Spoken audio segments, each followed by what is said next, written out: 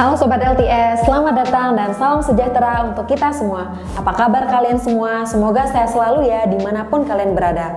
Nah sebelumnya aku mau nanya dulu nih, apakah benar seorang karyawan yang menolak mutasi akan di PHK? Sebelum kita bahas lebih lanjut, silahkan klik tombol subscribe terlebih dahulu agar tidak ketinggalan info-info menarik yang akan datang dari LTS. Mutasi merupakan suatu proses pemindahan posisi atau pekerjaan seseorang ke perusahaan lain yang masih dengan posisi, jabatan, dan wewenang yang sama.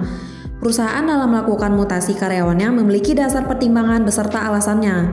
Pada prinsipnya, mutasi dilakukan agar memberikan posisi yang tepat serta pekerjaan yang sesuai kepada karyawan. Harapannya dengan mutasi tersebut, karyawan dapat memberikan kinerja terbaiknya sehingga memberikan dampak yang baik untuk perusahaan. Perusahaan tidak dapat melakukan mutasi karyawan secara sepihak. Hal ini harus sesuai dengan ketentuan pada Undang-Undang Ketenagakerjaan tahun 2003 Pasal 54 Ayat 1 yang menyatakan bahwa perjanjian kerja tertulis antara lain memuat jabatan atau jenis pekerjaan dan tempat pekerjaan.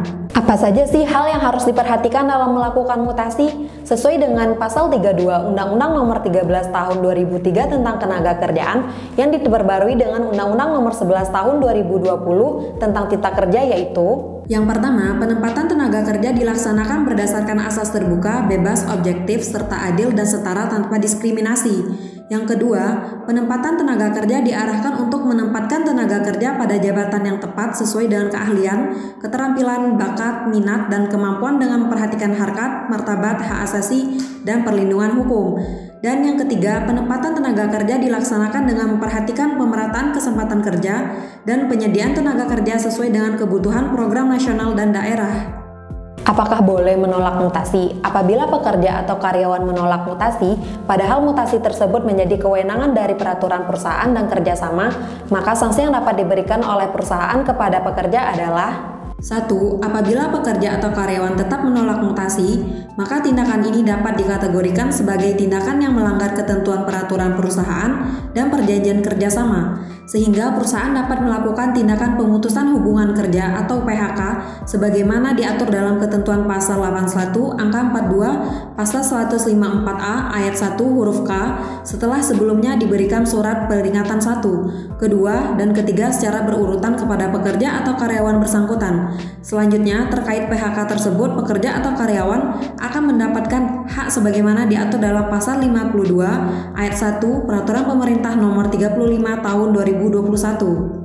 Kedua, apabila pekerja atau karyawan tetap menolak mutasi, namun tidak hadir bekerja dalam kurun waktu selama 5 hari kerja secara berturut-turut, maka tindakan pekerja atau karyawan dapat dikategorikan sebagai tindakan mangkir, sehingga untuk itu perusahaan dapat melakukan tindakan pemutusan hubungan kerja atau PHK sebagaimana diatur dalam ketentuan Pasal 81 Angka 42 Pasal 154 Ayat 1 huruf J setelah sebelumnya dilakukan pemanggilan kerja oleh perusahaan secara patut dan tertulis. Selanjutnya, terkait PHK tersebut, pekerja atau karyawan bersangkutan akan mendapatkan hak sebagaimana diatur dalam Pasal 51 Peraturan Pemerintah Nomor 35 Tahun 2021.